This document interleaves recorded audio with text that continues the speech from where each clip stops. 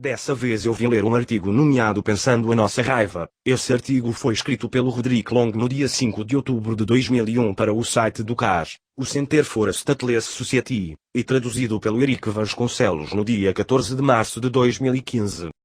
Os acontecimentos do 11 de setembro de 2001 suscitaram várias reações, desde pedidos para que oferecêssemos a outra face até defesas de um bombardeio nuclear do Oriente Médio, além de todas as opiniões intermediárias. No momento em que nossas emoções estão à flor da pele, como devemos decidir qual é a resposta mais moralmente apropriada? Deveríamos nos deixar guiar pela raiva ou deveríamos ignorá-la para tomar uma decisão sem influências emocionais? D.H. Lawrence certa vez escreveu: minha religião é uma crença no sangue e na carne como mais sábios que o intelecto. Sempre podemos nos enganar quando confiamos em nossa mente. O que nosso sangue sente, acredita e diz, porém, é sempre verdadeiro. O intelecto é apenas rédea e freio. Porque eu me importaria com o conhecimento. Tudo o que quero é responder a meu sangue, diretamente, sem as distrações da mente, da moral ou do que o valha. Citado em Brand Blanchard, Reason and Analysis. La Salle, Open Cour, 1962, página 47. No outro extremo, o filósofo romano Sêneca argumentava que não devemos jamais tomar decisões com base em nossa raiva, em por qualquer outra emoção. Em seu Tratado da Ira, Sêneca mantinha que, se a raiva nos leva a tomar decisões que tomaríamos de qualquer maneira se nos baseássemos na razão pura, então ela é supérflua. Se ela nos leva a tomar decisões diferentes daquelas que tomaríamos com base somente na razão, então a raiva é perniciosa. Essa discordância entre Lawrence e Sêneca esconde uma concordância mais fundamental. Ambos presumem uma oposição entre razão e emoção. A ideia de que tal bifurcação exista é desafiada por Aristóteles. Para Aristóteles, emoções são parte da razão, a parte racional da alma é dividida ainda em uma parte intelectual ou de comando e uma parte emocional ou de resposta. Ambas as partes são racionais e ambas são necessárias para nos dar a sensibilidade apropriada às nuances das situações com que nos confrontamos. Portanto, as pessoas mais sábias serão tanto intelectualmente racionais quanto emocionalmente racionais. Pessoas emocionais cujo lado intelectual é mais fraco tendem a relutar em aceitar restrições razoáveis a seu comportamento, são agressivas e assertivas demais para a sociedade civilizada, célticos demais de acordo com Aristóteles. São indivíduos que respondem diretamente a seu sangue, sem distrações da mente ou da moral, causando violência e conflitos. Por outro lado, indivíduos intelectuais cujo lado emocional é fraco estão frequentemente dispostos a aceitar restrições exageradas a seu comportamento, carecem do tônus, da assertividade de espírito necessária para se defenderem e por isso têm maior probabilidade de sacrificar a nobreza em prol da conveniência. Acabam sendo sujeitos passivos de uma ditadura como a do antigo Império Persa.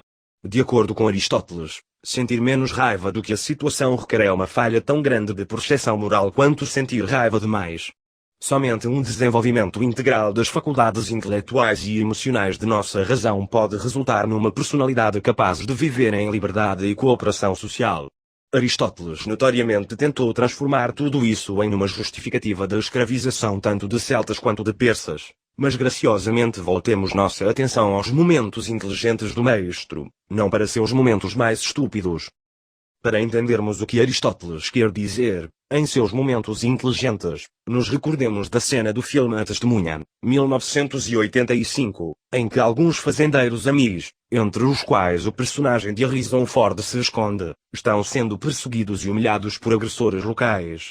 Estes estão cientes de que os amis, enquanto pacifistas, não farão uso da violência mesmo em autodefesa, como um fazendeiro amis explica para Harrison Ford, é o nosso jeito, ao que Ford retruca com bom, não é o meu, salta da carroça e dá aos valentões um gostinho de seu próprio remédio, para a enorme satisfação dos espectadores. Essa cena tenta apelar a nossas emoções, ela nos inclina a uma rejeição do pacifismo. Sêneca diria que cenas assim são manipuladoras e perigosas, já que elas trabalham sobre nossas respostas emocionais em vez de nos oferecer argumentos racionais. Aristóteles, contudo, discordaria. Ninguém, insiste ele, se torna mais sábio ou virtuoso somente através de argumentos racionais. As respostas emocionais e afetivas devem ser treinadas e habituadas também. Cenas como a do filme A Testemunha podem servir para educar nossos sentimentos e afiar nossa capacidade de julgamento moral, salientando as características eticamente relevantes da situação e incitando um exercício salutar do tônus. Se Aristóteles estiver certo, então Sêneca está errado. As respostas emocionais podem facilitar nossas percepções morais ao invés de substituí-las ou meramente as ecoarem. Mas isso não significa que Lourenço esteja certo. Aristóteles não está nos aconselhando a confiar cegamente nas nossas reações instintivas. As emoções podem estar enganadas. Da mesma forma que o intelecto, como afirma Aristóteles, emoções frequentemente são como nervos ansiosos que nos incitam a agir de formas que podem não estar de acordo com os fatos racionais aos quais nossa raiva responde. Sentir raiva é fácil, mas temos a responsabilidade também de pensar a nossa raiva. A raiva incorpora o julgamento de que o que os terroristas fizeram no 11 de setembro foi errado. Mas o que foi que fizeram de errado? Eles mataram civis inocentes para expressar suas insatisfações com nosso governo. Se, mergulhados na raiva de nossa resposta militar, negligenciarmos as vidas de civis inocentes no Afeganistão e em outros países, então teremos, em nome da raiva, violado o próprio princípio que ela expressa. Seremos aqueles que matam inocentes para expressar insatisfação com seu governo. Aqueles que respondem diretamente ao sangue frequentemente têm que responder pelo sangue que derramam. Vários comentaristas políticos na televisão e na internet alegam que os civis em países inimigos não são realmente inocentes, porque poderiam ter derrubado seus governos se os desaprovassem. Os comentaristas pretendem, com isso, expressar sua intolerância total ao terrorismo. No entanto, eles apenas endossam a posição dos próprios terroristas. Seus argumentos os obrigam a afirmar que eu sou responsável por quaisquer crimes de guerra cometidos por meu governo, uma vez que, se eu realmente desaprovasse meu governo, eu poderia e deveria tê-lo derrubado, embora eu esteja bastante curioso para saber como, mas eles parecem nunca dar detalhes.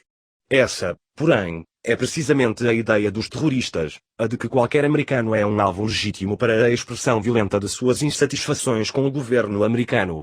Quando um ponto de vista motivado pelo ultraje moral contra um ataque terrorista termina por endossar o próprio princípio por trás do ataque, fica claro que a raiva tem agido como um servo ansioso e precisa de maiores instruções.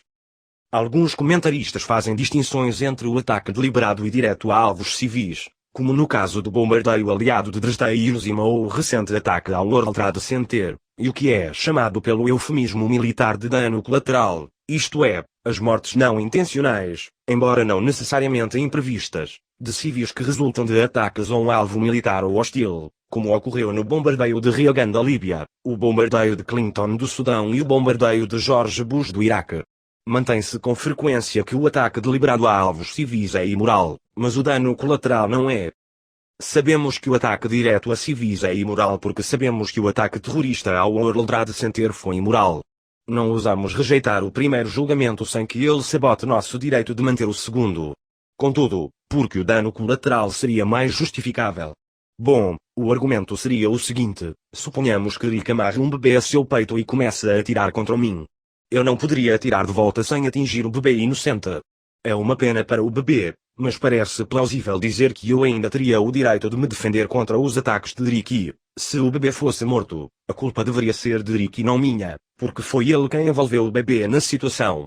Da mesma forma, o argumento prossegue: as mortes de civis que resultam de ataques a alvos hostis devem ser colocadas na conta dos alvos hostis e não dos atacantes. A legitimidade moral do dano colateral no caso de Rick, porém, parece depender de 4 fatores importantes. Primeiro, a amplitude relativamente pequena do dano colateral, apenas um bebê. Segundo, a alta probabilidade de que atirar em Rick de fato irá fazer com que ele pare. Terceiro, a grande contribuição, total, como descrita, do fim das ações de Rick para o fim da ameaça. E quarto, a ausência de qualquer maneira alternativa de impedir as ações de Rick que sejam menos perigosas para o bebê.